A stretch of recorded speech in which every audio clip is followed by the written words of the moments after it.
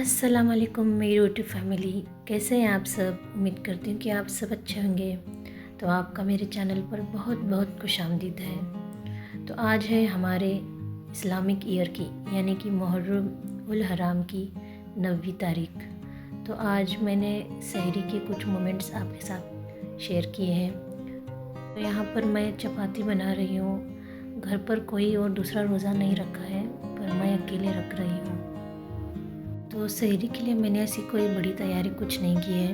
جو رات میں جو سالن بنا تھا اور چاول تھے اسی کے ساتھ ہی میں سحری کروں گی۔ تو اب میں چپاتی بنا رہی ہوں کیونکہ ٹائم بہت ہی زیادہ کم ہے، اور پھر سحری کر کے نماز وغیرہ پڑھ کے اور کچھ اذکار وغیرہ پڑھ کے میں پھر اپنے دن کے روٹین کے لیے یعنی کہ بچوں کا ٹفن وغیرہ لنچ باکس اور پھر ان کے لیے ناشتہ وغیرہ بنانے کی تیاری میں لگ جاؤں گی۔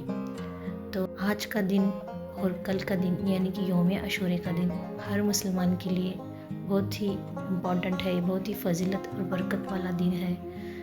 اللہ تعالیٰ نے 4 مقدس مہینوں میں سے ایک یعنی کہ محرم کو اپنا مہینہ کہا ہے، اور اس کی محرم کی قرآن شریف میں جگہ جگہ یعنی اس کا ذکر ہے۔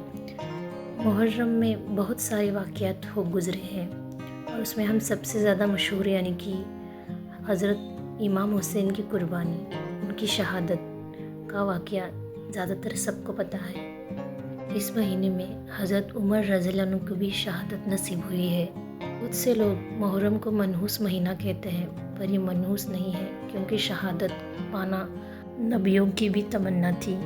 تو جو شہادت پاتے ہیں وہ کبھی مرتے نہیں، یعنی کہ وہ زندہ ہے۔ تو جس طرح ماتم منانا یا کچھ اسے اچھا نہیں سمجھنا اس مہینے کو، یہ سب غلط بات ہے۔ تو محرم کی 9ویں 10ویں روزہ رکھنا یا 10 یا 11 روزہ رکھنا بہت ہی فضیلت والا ہے، یعنی کہ اگر آپ یہ روزہ رکھیں گے تو اللہ تعالیٰ آپ کی پچھلے سال کے تمام گناہ معاف کر دیں گے اور اگلے سال کے بھی گناہ معاف کر دیں گے۔ تو بتائیے، کیا کوئی صرف ایک دن کام کر کے کوئی سال بھر کی تنخواہ کبھی دیتا ہے؟ نہیں نا۔ تو پھر اللہ تعالیٰ ہمیں صرف ایک روزہ رکھنے سے پچھلے سال کے گناہ معاف کر دیں گے اور آنے والے اگلے سال کے بھی گناہ معاف کر دیں گے۔ تو یہ روزہ ہم سب کو ضرور رکھنا ہے۔ جب ہمارے نبی محمد صلی اللہ علیہ وسلم ہجرت کر کے جب مدینہ گئے تو مدینہ میں انہوں نے دیکھا کہ یہودی لوگ 10 محرم کا روزہ رکھتے ہیں۔ تو انہوں نے پوچھا کہ آپ یہ 10 محرم کا روزہ کیوں رکھتے ہیں؟ تو یہودیوں نے کہا کہ اسی دن بنی اسرائیل کو موسیٰ علیہ السلام کے ذریعے اللہ تعالیٰ نے فرعون سے نجات دی تھی۔ تو آپ صلی اللہ علیہ وسلم نے کہا کہ موسیٰ علیہ السلام پر تو زیادہ حق تو ہمارا ہے، تو ہمیں بھی یہ روزہ ضرور رکھنا ہے۔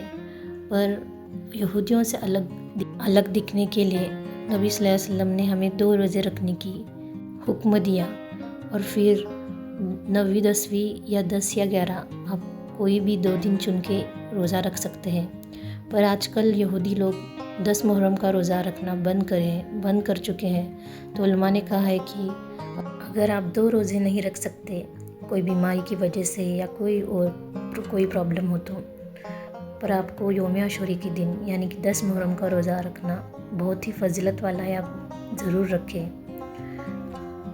تو روزے کے ساتھ بہت سارے نیک کام کریں، جیسے کہ خیرات کرے، صدقہ نکالے، استغفار کثرت سے پڑھے، یوم عاشورہ کے دن حضرت امام حسین کی شہادت کو یاد کرے، ان کی قربانی کو یاد کرے، اور آپ خود بھی صحیح راستے پر چلنے کی توفیق اللہ تعالیٰ سے مانگے اور چلنے کی کوشش بھی کرے، کیونکہ ان کی شہادت اسی لیے وجہ سے تو ہوئی تھی، یعنی کہ انہوں نے حق کا راستہ نہیں چھوڑا تھا۔